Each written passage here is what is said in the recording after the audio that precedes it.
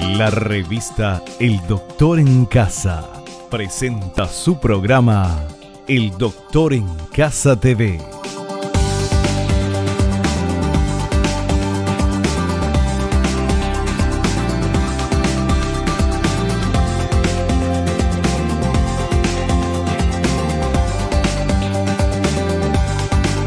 Con la conducción de Vivi Landó.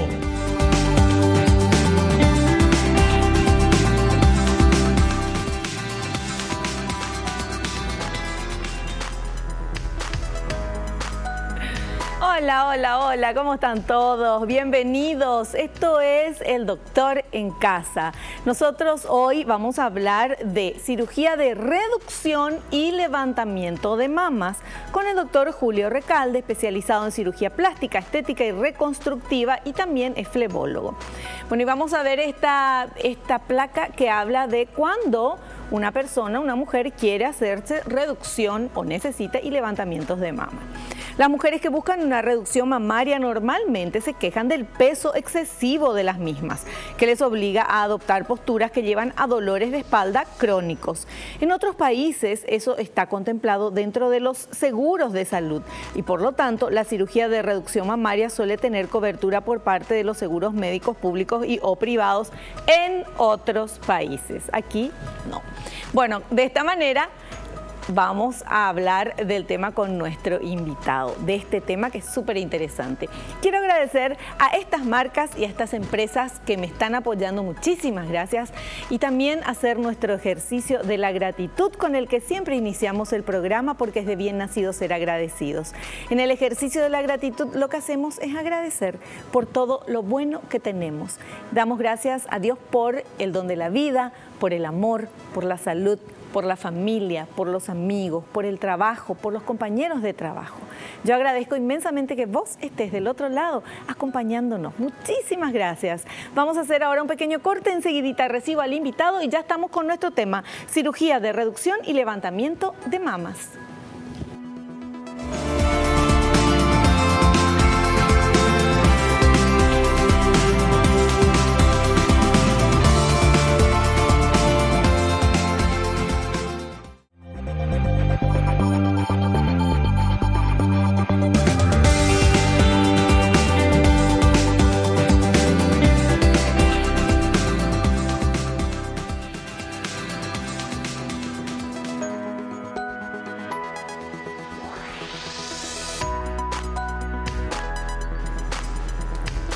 Estamos ya con nuestro invitado, él es el doctor Julio Recalde, especialista en cirugía plástica, estética y reconstructiva y también flebología. ¿Qué tal, doctor? Bienvenido al programa, ¿cómo estás? Hola, Vivi, un placer estar de vuelta aquí. Igualmente, un gusto recibirte. Y hoy vamos a hablar de un tema que es cirugía de reducción y levantamiento de mamas. Lo más común y normal que escuchamos es aumento de mamas, ¿verdad? La cirugía plástica. Pero un problema debe ser el tema de tener las mamas muy grandes y que incluso la postura cambia, ¿verdad? Exactamente. El tema de las mamas muy grandes es un tema que siempre es muy actual. Muchas de los inicios de la cirugía plástica fueron para reducir mamas. Las técnicas son bastante antiguas, ¿verdad? En su mayoría. Y siempre se buscó mejorar la postura, mejorar la comodidad del paciente, inclusive a costa de perder la capacidad de mamar, ¿verdad? La cirugía de reducción mamaria se busca desde temprana edad. Hay chicas de 15 años que buscan reducción mamaria porque tienen demasiado grande y resulta demasiado incómodo para vestir y para todo tipo de cosas, ¿verdad? Entonces, la búsqueda de esta cirugía no es solamente una cuestión estética, una cuestión de comodidad.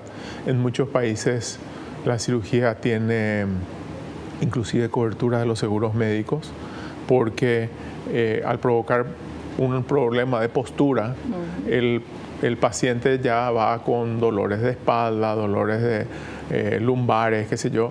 Entonces, el mismo traumatólogo suele pedir que se haga una reducción de mama para que la paciente pueda tener una posición más adecuada, ¿verdad? Pero acá en nuestro país eso no cubre el seguro. No, en nuestro país no. Tengo entendido que en el IPS en ciertas ocasiones suelen Ajá. cubrir, ¿verdad? Pero como no es la generalidad de los casos, entonces no. Claro. Bueno, ¿a qué se debe el hecho de que es genético, es así ya familia de mujeres con mamas excesivamente grandes que por eso, o sea, una cosa es tener pechos grandes y otra cosa es ya tener en exageración, que eso ya implica la postura, dolores de espalda y un montón de cosas. Claro. ¿Eso es familiar, es hereditario? ¿Cómo es? Hay problemas hereditarios y hay problemas adquiridos, vamos a decir, o que de repente no tienen una relación genética. De repente pueden haber, por ejemplo, casos donde una de las mamas es muy crecida y la otra mama es normal. Sí.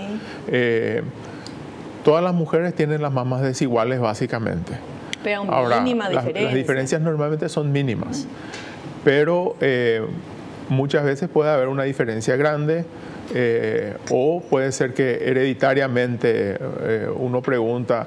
Uno de mis profesores decía siempre la mujer hereda la mama de la abuela paterna, decía un profesor mío. No sé, no está comprobado, pero es una Todo forma. Todo el mundo pensando en su abuela paterna ahora. Claro, entonces si uno tiene antecedentes de madres con mamas muy grandes, es muy probable que se herede eso, ¿verdad? Y ahora también, antes era prácticamente una cuestión de la cual no había salida, ¿verdad? Sí. Entonces la gente se resignaba a vivir con eso. Hoy en día la gente consulta, viene con problemas que es la marca del sostén en el hombro, que ya le lastima y todo ese tipo de cosas, porque tienen que usar un sostén muy fuerte, muy grande para poder sostener esa mama en su lugar y poder vestir adecuadamente. También, ¿verdad? También. Porque te imaginas hacer algún tipo de deportes, correr, saltar, Claro. Mucha gente busca, por eso mucha gente busca en la adolescencia, ¿verdad? Cuando termina su desarrollo y está queriendo hacer algún deporte o está queriendo, o inclusive le exigen cosas en el colegio, en la parte deportiva, que ella no puede llevar a cabo por el tamaño de sus mamas, o ya cuando muchas veces también está el bullying, ¿verdad? Sí. Cuando se empiezan a burlar los compañeritos de la pobre compañera que está con las mamas muy grandes, entonces se busca, ¿verdad? Claro, por supuesto. Bueno, y la operación en sí, doctor, usted habló del tema de dar de mamar, o sea, una persona que se achica las mamas, ¿no puede dar de mamar después? La mayor parte de las técnicas permiten que uno dé de mamar, ¿verdad? Como no se toca todo el tejido mamario, entonces quedan normalmente glándulas funcionales, y esas glándulas lo que uno tiene que cuidar durante la cirugía, si es que quiere que la paciente tenga esa capacidad de dar de mamar, es que las glándulas permanezcan unidas al pezón, ¿verdad? Entonces se diseñan las técnicas quirúrgicas como para eso. Ahora bien, cuando las mamas son demasiado grandes y demasiado caídas y el levantamiento que hay que hacer es demasiado importante, uno puede llegar a necesitar obviar eso, ¿verdad? Porque la paciente entonces te dice, prefiero nomás no tener esa capacidad de dar de mamar, pero aliviarme el peso. Y entonces se hacen otras técnicas en las cuales uno tiene que inclusive soltar el pezón, la aureola con el pezón, ¿verdad? Y llevarlo como un injerto al lugar donde uno quiere, porque es prácticamente imposible técnicamente llevar eso para arriba, ¿verdad? Ahora, doctor, esto son dos cosas. Uno es reducción de las mamas y la otra cosa es levantamiento de mamas. Claro. Pero si es una chica joven con unas mamas muy grandes, ¿todavía no va a necesitar ese levantamiento o sí? Puede necesitar. Y es más, la mayoría de las pacientes que tienen problemas de peso mamario tienen caída de las mamas. Ahora, como las técnicas son similares para reducción y levantamiento, entonces también sirve para aquella que ya dio de mamar y la mama se le desarmó completamente. Hay mujeres que tienen mamas muy lindas durante vamos a decir, o que aprecian mucho sus mamas durante el periodo de lactancia, ¿verdad? Y que después de la lactancia te dicen, se me cayó todo, y te dicen, no quiero reducir tanto, pero quiero más levantado, ¿verdad? Pero las técnicas, básicamente, las técnicas quirúrgicas casi son las mismas para las dos cosas, ¿verdad? Para una reducción y un levantamiento. Y una vez que se hace la reducción de mamas, esa mujer queda después embarazada. Generalmente en el embarazo y en la lactancia las mamas aumentan de tamaño. Eso después ya es todo normal, o sea, aumenta de tamaño y después vuelve a su estadio normal. Pueden haber varios cambios, ¿verdad? Puede ser que conserve el tamaño y la forma que uno le dio mediante la cirugía, o puede haber, hay muy pocas que quedan con la mama más grande. La mayor parte de las veces, después de dar 2 o 3, de mamar 2 o 3 criaturas, se achica y se cae un poco. Entonces, muchas veces la segunda vez que uno va a hacer esa cirugía, de repente puede colocar simplemente un implante, ¿verdad? Porque la gente te dice, se me marchitó la mama, que viene a ser más o menos como que se achicó y se cayó, ¿verdad? Entonces, de repente puede ser que poniendo un implante uno consiga rellenar todo lo que necesitaba, no necesita sacar más piel y ese tipo de cosas. Perfecto. Bueno, tenemos materiales, por supuesto. Vamos con este primer material. A ver. Molestias de las pacientes que solicitan la cirugía. La paciente que solicita reducción de mamas se queja del peso de las mismas, del tamaño desproporcionado con respecto a otras partes de su cuerpo, de los dolores de espalda, de la dificultad en encontrar sostenes adecuados y las marcas que les producen en los hombros. La que tiene caída de las mamas más bien se queja de que éstas se ubican por fuera de la posición habitual y de las dificultades en el uso del sostén, pero rara veces del peso. Y esa es una buena diferencia, ¿verdad? La mujer a la que le molesta el tamaño y el peso de la mama, siempre lo primero que me dice, yo no sé cómo esas mujeres pueden ponerse implantes, ¿verdad? Claro. Porque su problema es completamente diferente. Y hay muchas mujeres que están pensando, yo no sé cómo estas mujeres se sacan, ¿verdad? Se achican cuando hay gente que quiere y qué sé yo, bueno. Siempre cada persona es diferente, ¿verdad? Cada caso es un caso, como se suele decir. Entonces, las soluciones tienen que ser adecuadas al paciente. Hay, por ejemplo, pacientes que vienen con mamas muy caídas o relativamente caídas, ¿verdad? Si son muy caídas, ya no se salvan de una opción más agresiva, pero de repente una que está con una caída mediana, la opción a no cortar grande, ¿verdad? A no tener grandes cicatrices, es colocarle un implante de gran tamaño. Entonces, y se rellena y entonces con eso se rellena y relativamente se levanta, ¿verdad? Ponerle a una paciente que dio de mamar 2 o 3 veces, se le cayó la mama, no demasiado, pero está caída. Y uno le tiene que hacer la advertencia, en algún momento vas a necesitar la cirugía más grande. Claro. Pero ahora se puede hacer esto, ¿verdad? Entonces viene, vamos a decir, a los 30 se hace el implante. Y cuando llega al cambio a los 45 más o menos, entonces ahí ya se hace un levantamiento y se le coloca un implante más pequeño. Claro. Siempre las opciones son variadas, pero para la paciente de mamas grandes lo que suele ocurrir es que se reducen y ya están contentas, y en un pequeño porcentaje que cada vez es mayor, vamos a decir, porque se hacen muy jóvenes, es que después de dar de mamar vienen y quieren un pequeño aumento, claro, porque pierden mucho volumen después de dar de mamar. Con cada embarazo se pierde más. Entonces buscan un volumen como para poder compensar lo que han perdido. Claro. Perfecto. Bueno, hoy estamos hablando de esto, cirugía de reducción y levantamientos de mama con el doctor Julio Recalde. Súper interesante. Tenemos mucho material, pero esto lo vamos a ver a la vuelta del corte.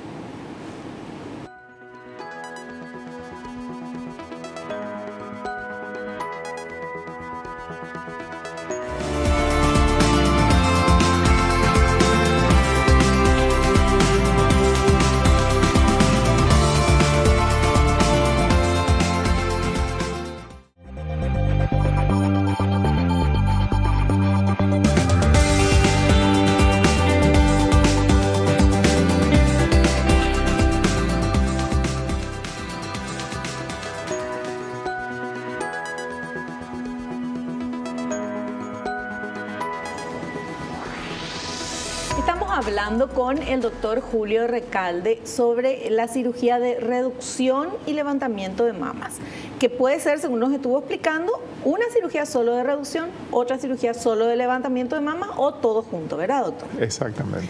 Dependiendo de qué es lo que necesita el dependiendo paciente. de qué es lo que necesita el paciente, dependiendo del tipo de piel que tiene, del tipo de glándula que tiene, es adecuado, ¿verdad? Cuando tenemos un paciente de estos, y siempre estamos hablando con los radiólogos y esas cosas, que el paciente esté convenientemente estudiado, mamografía, ecografía mamaria, aunque no tenga la edad que teóricamente es obligatoria hacer una mamografía, por ejemplo, pero si nosotros vamos a alterar la estructura de esa mama, es conveniente tener un punto de partida. Entonces se pide una radiografía, aunque la paciente tenga 15 años, ¿verdad? Se pide una mamografía. En este momento hay mamografía de tipo digital en nuestro medio, entonces esa es maravillosa. Con esa no se aprieta tanto, no se sufre tanto, ¿verdad? Entonces se hacen todos los estudios, ¿verdad? Como para localizar si es que hay alguna patología y para descartar cualquier tipo de problema y poder hacer el seguimiento a largo plazo. Y una vez que tenemos eso, vamos a la cirugía, ¿verdad? Que pueden ser, la cirugía de levantamiento más simple es una cirugía que solamente se hace alrededor de la aureola, ¿verdad? Pero sus resultados no son tan buenos como nos sirve para levantar mucho la mama. Y a partir de ahí uno puede diseñar una cirugía en la cual se hace el corte alrededor de la aureola, una vertical hacia abajo y debajo del surco submamario también. Pero muchas cicatrices. Muchas cicatrices. Por eso es que en primer lugar mucha gente prefiere, cuando la caída es leve, y ponerse un gran implante, y con eso se soluciona, ¿verdad? Por lo menos momentáneamente. Pero siempre hay cuestiones a ver. Claro. Pero le consulto algo. Varones. Hay varones que tienen mamas. Exactamente. ¿Ellos se pueden hacer eso? Sí, el padecimiento masculino se llama ginecomastia, que puede ser grande, pequeño, mediano, ¿verdad? Puede ser simplemente el crecimiento de un poquito de glándula por detrás del complejo areola-pezón, o puede ser de todo el complejo mamario, ¿verdad? Inclusive la grasa mamaria. Nosotros vemos muchos pacientes de ginecomastia en aquellos que los chicos van al gimnasio, ¿verdad? 1 o 2 meses después ya le ofrecen algún suplemento hormonal para poder crecer más rápido y todo ese tipo de cosas, y resulta que a los 5 meses el chico deja, pero hizo todo ese tema hormonal. Muchas veces los chicos acuden a la consulta porque se quedan con mamas grandes después. En esos casos se puede ser, como te digo, sacar simplemente glándula.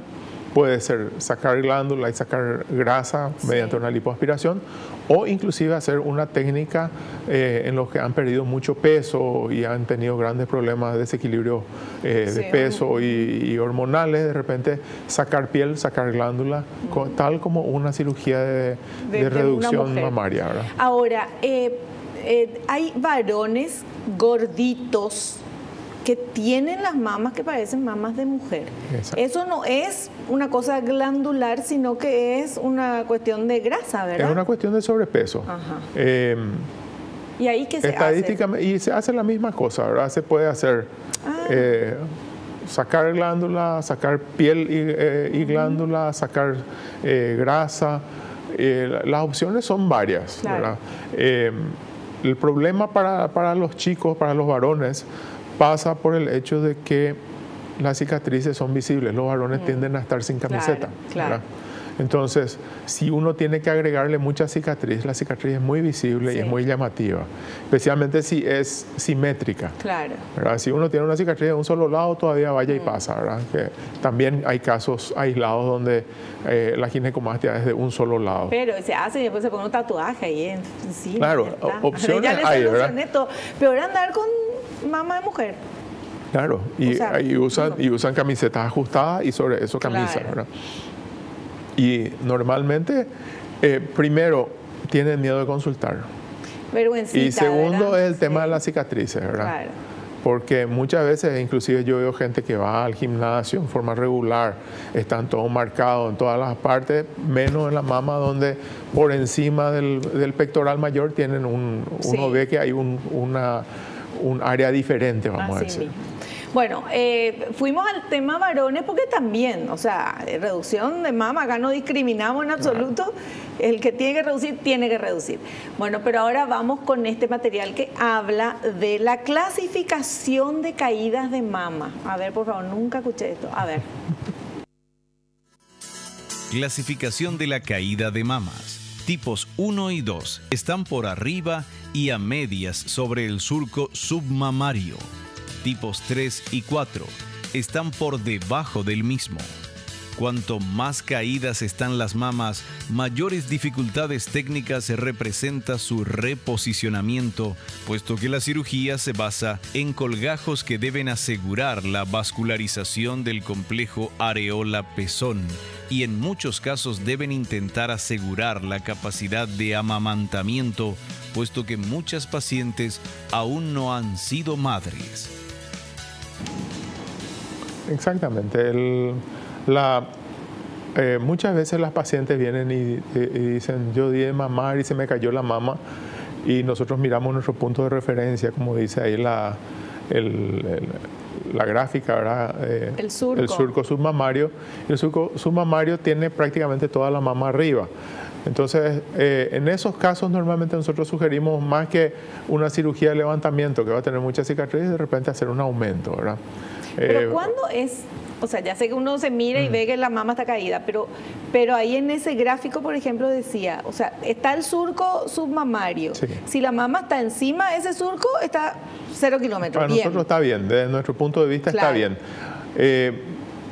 Pero la gente te reclama la flacidez o la pérdida de volumen y qué sé yo, ¿verdad? Y te dicen está caída. Entonces, la consulta viene siempre a ser educativa en estos casos, ¿verdad? Uno le tiene que graficar, o yo les muestro fotos de libros y qué sé yo, y le digo, bueno, esto es lo que nosotros consideramos caído, esto es lo que consideramos pérdida de volumen, ¿verdad? Porque la gente cree que una pérdida de volumen es una caída también, y entonces eso hay que orientar. Ahora, cuando cae por debajo del surco, casi siempre ya implica, para la que menos quiere corte, es un gran implante, y para la que le molesta, aparte de lo que está caído, le molesta el volumen, es hacer reducción con cicatrices grandes. ¿No se inventó todavía algo con menos cicatriz, doctor? Ahora que todo se corta así milimétrico, justo ahí en la mama tenemos que tener miles de cicatrices. Y te digo así, el padrón, todo el mundo considera que los Estados Unidos es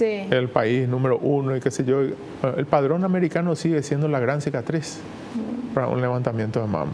El padrón europeo está cambiando y los americanos están de a poco tratando de hacer también, que es hacer una cicatriz alrededor de la aureola y una cicatriz vertical, simplemente, ¿verdad? Sin la T invertida o el ancla, como le llama alguna gente, ¿verdad?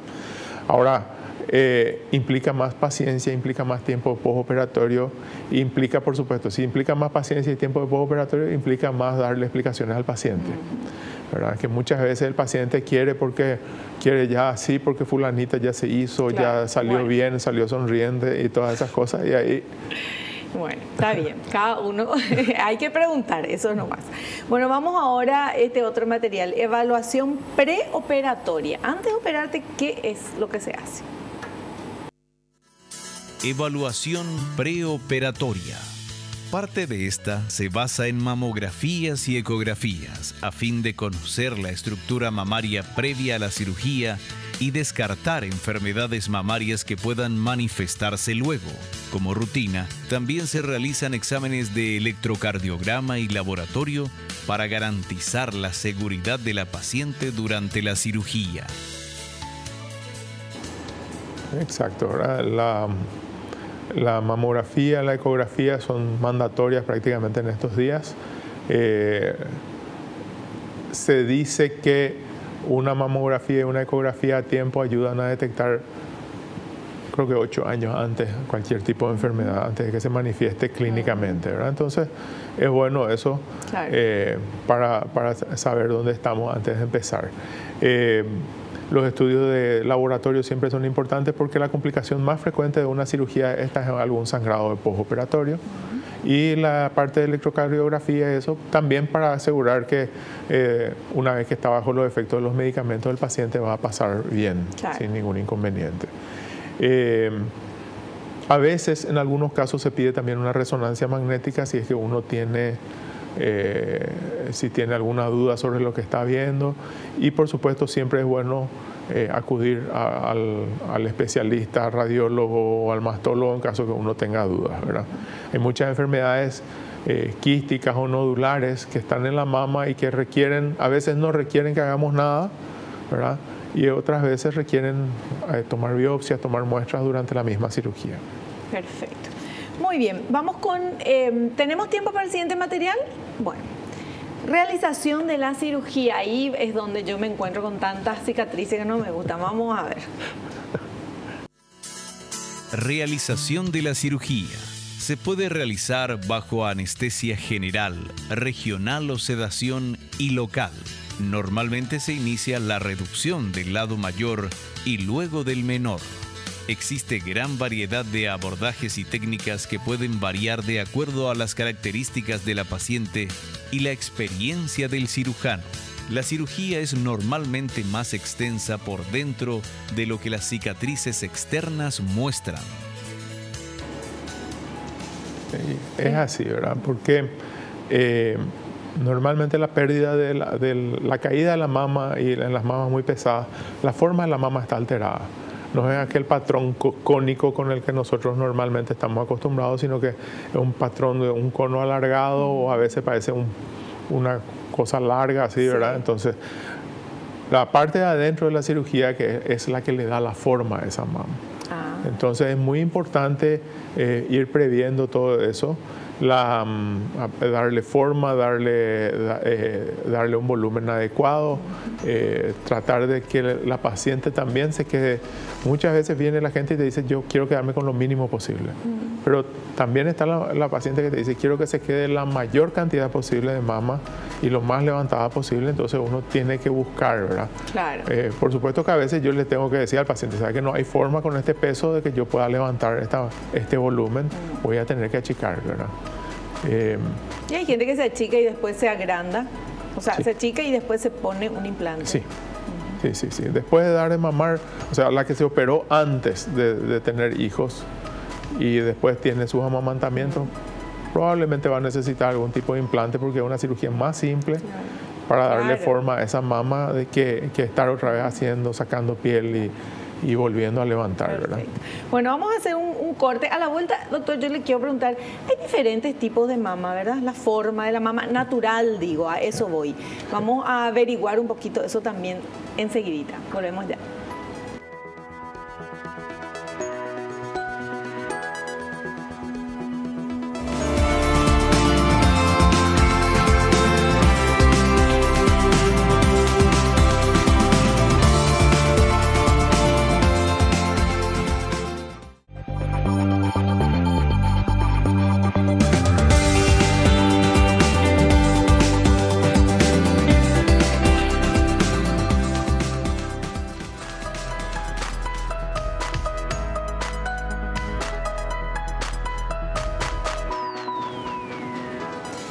Muy bien, seguimos hablando con el doctor Julio Recalde. El tema es reducción de mamas, reducción mamaria, y también estamos hablando de todo lo que tenga que ver con las mamas, levantamiento de mamas también, y sabemos que no es solamente para mujeres, también los varones, si lo necesitaren, pueden hacerse sin ningún problema y queda súper bien. Ahora, doctor, le decía antes del corte, hay tipos diferentes naturales de mamas, ¿verdad? De la forma de la mama. Exactamente, hay tipos naturales, lo más común es el tipo cónico, ¿verdad? Lo que yo suelo ver en la mujer paraguaya principalmente, ¿verdad? Es una mujer de mamas relativamente pequeñas y caderas grandes, ¿verdad? Y las mamas relativamente pequeñas siempre están en forma cónica, no hay una caída demasiado importante, ¿verdad? Ahora, después de dar de mamar, sí, ya pueden haber caídas, uno mira el surco submamario y puede darse cuenta de lo que cayó. Otros tipos, y como te dije, pueden haber grandes diferencias entre una mama y otra también, lo cual también es una alteración de las formas.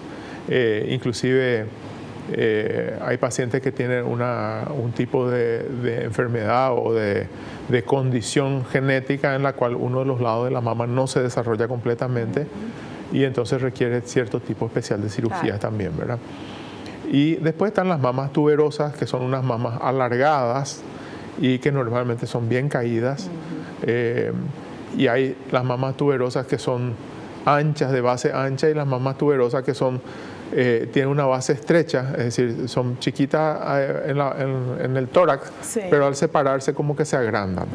Y esas sí requieren ya cirugías más especiales, muchas veces requieren combinaciones porque están muy caídas, pero la cirugía de levantamiento nomás no va a conseguir ponerle en posición, ¿verdad? Entonces, a veces hay que hacer o levantamiento con implantes, junto con implantes, y a veces hay que colocar también lo que serían las mallas dérmicas, ¿verdad? Que son un recurso relativamente nuevo en nuestro medio, pero que ya existen, ¿verdad? Que son un tejido, puede ser de cerdo o humano, de donante cadavérico, ¿verdad? Que se pone dentro de la mama, y con eso se consigue sostener. Ahora, vamos a decir, son recursos últimos, no es que uno se va al consultorio y eso se le va a ofrecer, sino que dependiendo de la forma, dependiendo de lo caído, dependiendo de la edad del paciente. ¿Uno puede cambiar la forma de su mama también? Claro, vamos a decir, la mayor parte de las cirugías de levantamiento consiguen cambiar la forma, porque de tener una forma tuberosa, caída, o como que toda la mama está tipo un reloj de arena, que está más hinchado abajo que arriba, ¿verdad? Entonces, de eso, conseguir un cono es un buen cambio de forma, ¿verdad? Claro.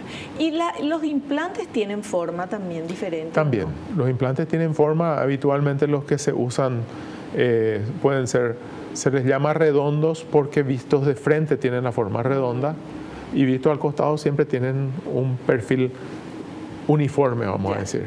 Y están los implantes anatómicos que tienen, o en forma de gota, como le llama la gente, ¿verdad? Que tienen una parte más ancha, que es la parte inferior, y una parte más fina y estrecha, que es la parte superior.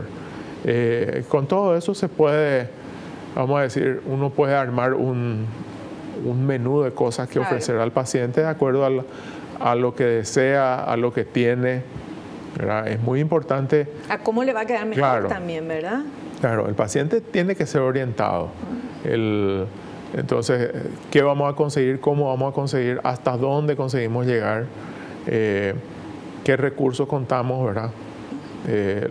Todo tiene que ver en nuestro paciente. Perfecto.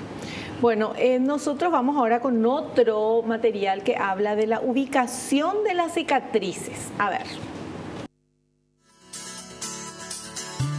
Ubicación de las cicatrices. Numerosas técnicas y abordajes se han inventado para tratar de reducir la extensión de estas cicatrices, siendo la más común la forma de T invertida o ancla, ubicada alrededor del complejo areola-pezón, una vertical inferior y a lo largo del surco submamario. Es exactamente eso, ¿verdad? Es la técnica más utilizada a nivel mundial, ¿verdad? Se le dice patrón de Weiss, y tiene esa forma, tiene la forma de un ancla o una T invertida también se le dice. Puede llegar inclusive hasta el medio, hasta casi la región esternal, y en el costado puede llegar hasta la región axilar. O sea, es una cicatriz. Es una cicatriz grande, importante. Sí. Es una cicatriz importante. Nosotros desde hace un tiempo estamos haciendo lo que es la técnica de Madeleine Lejour, que es una belga, que es una técnica donde hay solamente alrededor de la aureola y vertical.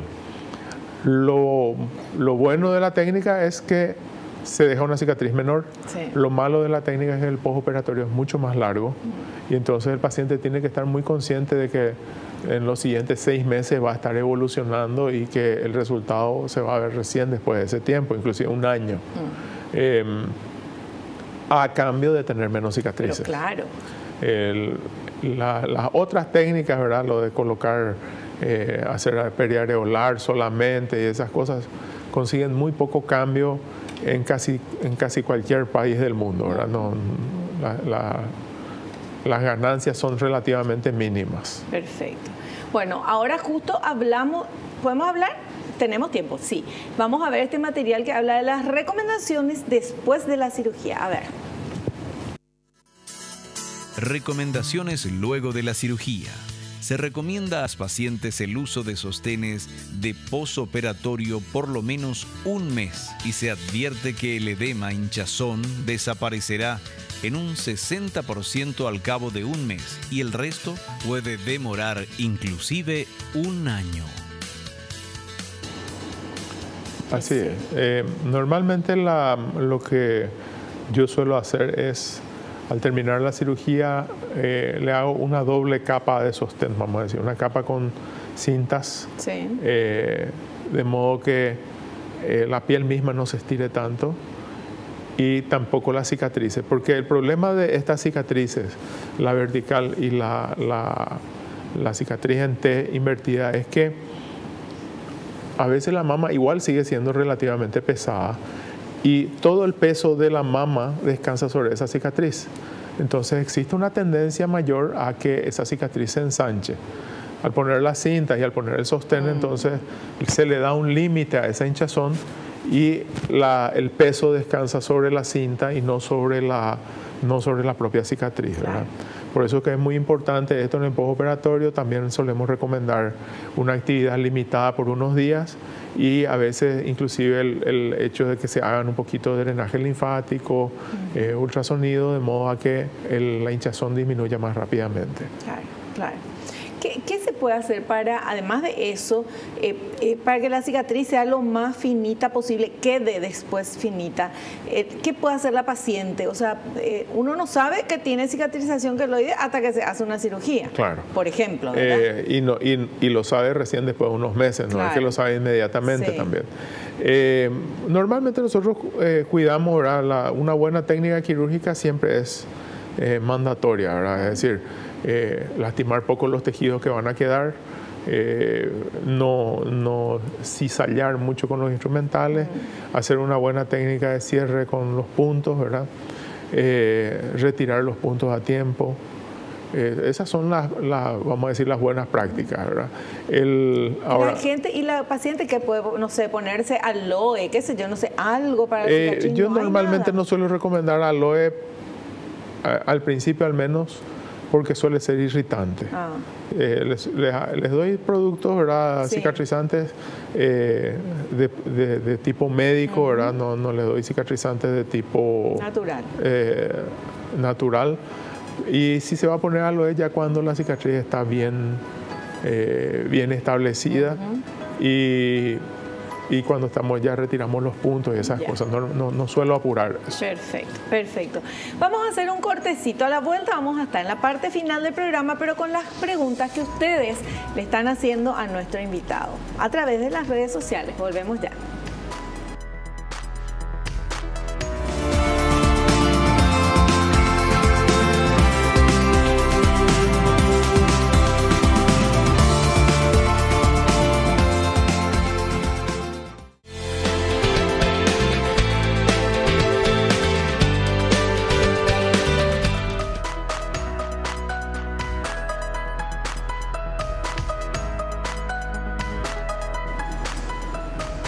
Continuamos ya en la parte final del programa con nuestro invitado, doctor Julio Recalde, que es especialista en cirugía plástica, estética reconstructiva y también flebología.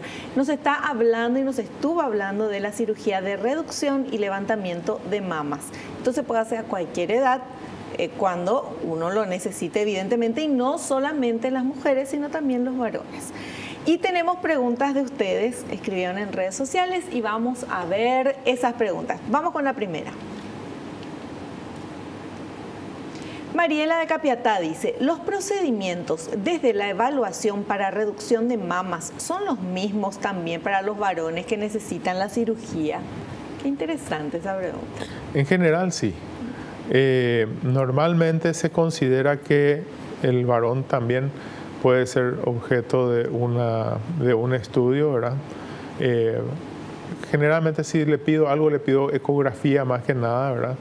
Mamografía es más difícil, a no ser que yo vea que hay algún tipo de alteración más importante, ¿verdad? Y que la mama también merezca, pueda meterse dentro del mamógrafo, sí. ¿verdad? Porque una mama relativamente pequeña tampoco va a entrar en el mamógrafo. Sí. Pero es bueno, ¿verdad? Se considera que 1% de los pacientes de cáncer de mama es varón. ¿Te imaginas? Entonces, y como el varón es más reacio a hacerse estudios, a hacerse ver, a consultar y esas cosas, comparativamente ese 1% cuando llega a la consulta ya es más peligroso que el resto de los pacientes, claro. ¿Verdad? Pero se pide básicamente lo mismo: mamografía, ecografía, se hacen los mismos procedimientos y el paciente varón va a estar satisfecho también con los resultados. Perfecto. Vamos ahora con la siguiente consulta. A ver. Patricia del Luque. ¿Cuánto tiempo después de la cirugía de reducción y levantamiento de mamas es recomendable embarazarse? Patricia ya quiere tener otro bebé, parece. Bueno, yo normalmente si estamos en esa situación, yo recomendaría que se haga la cirugía después de haber tenido todos los hijos, después de haber dado de mamar y después de que haya pasado un buen tiempo de que dejó de dar de mamar. Porque a veces viene el paciente y dice, ayer le dejé de dar a mi hijo ya quiero hacer. Y ya me quiero hacer. Y resulta que uno tiene que esperar que todas las glándulas también se retrocedan y deje de haber leche, porque la leche en una cirugía esta puede contaminar la cirugía y puede hacer que hayan infecciones y que hayan complicaciones. Claro. Entonces es conveniente que pase por lo menos unos 3 a 6 meses desde que se dejó de dar de mamar y que el ecografista nos diga no hay más restos de leche. Ocurren accidentes, ¿verdad? Pero siempre es mejor. Una vez que se terminó todo este tema de dar de mamar y esas cosas, ya la mama se cayó, ya está en su posición, ya nosotros ya sabemos qué es lo que tenemos que hacer. Pero pueden haber cambios importantes después se opera, se embaraza y los cambios son imprevisibles, ¿verdad? Puede quedar peor. Bueno, entonces hay que esperar nomás con tranquilidad. Perfecto. Y tenemos otra consultita, a ver. Raquel de Asunción, me parecía raro que la gente de Asunción no esté preguntando. Para el levantamiento de mamas, ¿es necesaria la colocación de implantes en algún caso? Sí, muchas veces la mama se cae, como dije, se cae como que se marchita, ¿verdad? Entonces hay una pérdida de elasticidad y hay una pérdida de volumen. Y eso es lo que hace que se caiga la mama, ¿verdad? Entonces, en esos casos podemos ir desde la simple colocación de un implante de mama, cuando es una mama relativamente pequeña que se atrofió prácticamente después de dar de mamar, hasta una cirugía más grande en la cual tenemos la T invertida, sacamos piel, sacamos glándula, acomodamos todo y ponemos un implante no solamente para darle volumen, sino que también para darle consistencia a esas mamas. Ya. Perfecto. Otra consulta, doctor. El tema del uso de los sutién, sostenes o corpiños en las mujeres, ¿realmente eso evita que la mama se caiga? O sea, ¿sirve? Sí. Nosotros consideramos que sí, porque la mama tenemos que considerar de esta forma. Nosotros originalmente fuimos cuadrúpedos, ¿verdad? Y las mamas estaban hechas para resistir una gravedad, ¿verdad?, que viene de la espalda hacia el piso, ¿verdad? Al ponernos en 2 patas, ¿verdad?, la mama cambia de sentido con respecto a la gravedad, es decir, te lleva para abajo hacia la punta de tus pies. Sí. Entonces, el sostén ayuda a que esa mama no cuelgue y a que el peso de esa mama no lleve para abajo esa mama. Entonces es adecuado el uso de sostén. Normalmente a nadie le recomiendo el no uso de sostén. Me dice, quiero ponerme tal vestido y no quiero usar sostén. Bueno, ¿verdad? Para eso, para un momento ocasional, pero no como regla, ¿verdad? O sea, en los momentos que se necesita usar sostén, estar con sostén, pero solamente sacarse el sostén en ciertos momentos. Hay gente que duerme sin sostén y todas esas cosas, pero para el día a día siempre es bueno porque los tejidos se van venciendo. Ah, bueno, perfecto. A tener en cuenta entonces. Bueno, doctor, llegamos a la parte final del programa. Le queremos agradecer la presencia como siempre y lo esperamos en un próximo programa. Muchísimas gracias, Vivi, estaremos presentes. Gracias, doctor. Nos despedimos hasta el próximo programa. No te olvides, naciste para ser feliz, no te conformes con menos. Chao, chao.